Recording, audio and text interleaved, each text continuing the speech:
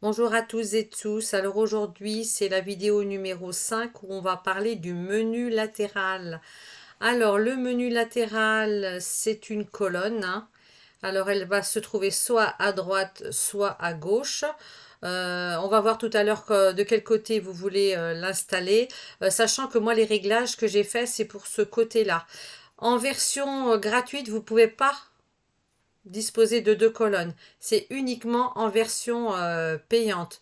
Donc, on va aller récupérer euh,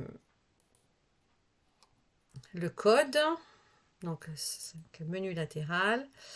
Donc là, on va récupérer ce code. Donc, ce code, vous allez le copier et le coller soit sur une feuille Excel ou OpenOffice, ou soit si vous êtes à l'aise, ben, vous venez directement le coller dans la page de gestion. Donc, copier. J'ai voulu qu'il soit assez complet. Donc là, il y aura les avatars, il y aura les membres, il y aura pas mal de choses.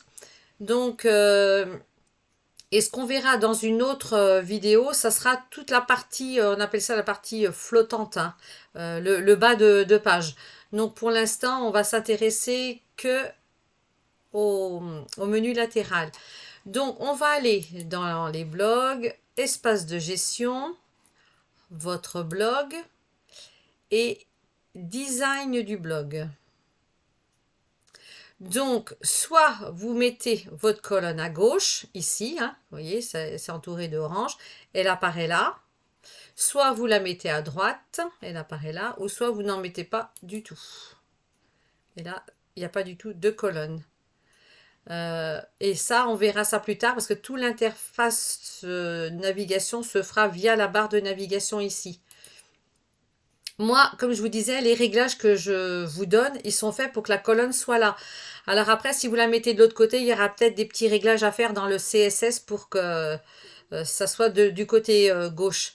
Donc là, on va dans CSS HTML et on va faire modifier.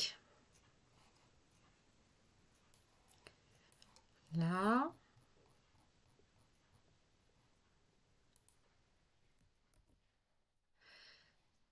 Voilà. Et si je fais actualiser, on va voir le changement. Donc là, le changement est bien fait. On a bien nos liens ici. Ce qui est très important, hein, comme je vous l'ai indiqué dans d'autres vidéos, c'est de bien nommer vos images.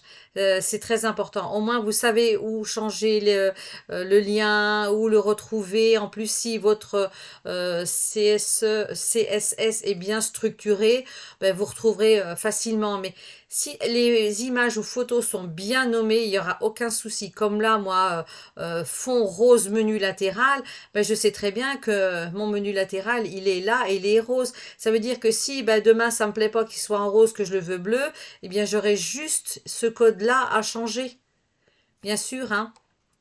Et il en est de même pour le bloc, ces fonds rose et gris. Bien, mon bloc, il est bien rose et gris. Voilà. Pour mes titres, voilà, c'est bien mis titre. Il est rose avec une texture. Donc, on voit bien que là, l'image, je ne sais pas si vous le voyez bien à l'écran, mais il y a une légère petite texture sur les titres et on sait où reprendre les images, où changer les codes. Et ça, c'est vraiment, vraiment très, très important. Comme je vous le disais aussi, je l'ai voulu assez complet hein, avec un module membre et les avatars. S'il y a des choses qui vous plaisent pas, parce que quand on est en version gratuite, il y a des petites, c'est même pas vraiment des petites flèches hein, qui se mettent devant chaque article. Moi, je trouvais pas ça très beau, donc ce code, il est pour cacher. Enfin, même pas les cacher, pour les supprimer, les petites flèches. Si vous voulez que les petites flèches apparaissent, bah, bien sûr, hein, vous sélectionnez ça, vous le supprimez et puis vous aurez votre petite flèche. Donc là, on va faire appliquer, confirmer. On va aller voir notre joli blog. Voilà. Donc là, ben, j'ai bien les petits articles que j'avais préparés. Si on clique dessus, ben, vous voyez, on a cet effet d'enfoncement que je trouve plutôt sympathique. Hein. Donc on revient, oui, voilà. Et puis là, on n'a pas j'ai pas créé encore de modules. Ils sont sur l'interface du CSS, mais ils ne sont pas, ils n'apparaissent pas ici. Et c'est tout à fait normal parce que j'ai pas coché les petites cases. Donc on va dans page de gestion, espace de gestion, on va dans votre blog et là on va dans module. Voilà. Et là vous avez des petits carrés que vous allez cocher ou pas en fonction de ce que vous voulez ou que vous ne voulez pas. Donc là, moi, pour que vous vous rendiez bien compte, je vais tout cocher. Bien sûr, si vous voulez pas d'un forum, bien vous cochez pas, hein. Vous faites enregistrer. Et là, si je regarde bien, j'ai bien mon album photo qui apparaît, j'ai bien le forum qui apparaît, les membres. Et là, les membres, en fait, c'est quand les membres vont venir s'inscrire sur votre site, il va y avoir les avatars qui vont s'afficher juste entre ces deux blocs, hein, bien sûr. Et puis là, vous avez le bloc statistique qui va vous dire le nombre de visites que vous avez eu dans la journée, depuis qu'il a été créé, quand est-ce qu'il a été créé, les mises à jour, voilà. Euh, Ceci dit, maintenant, ben, moi, je vais vous retrouver pour une sixième vidéo où on va parler comment installer un bandeau.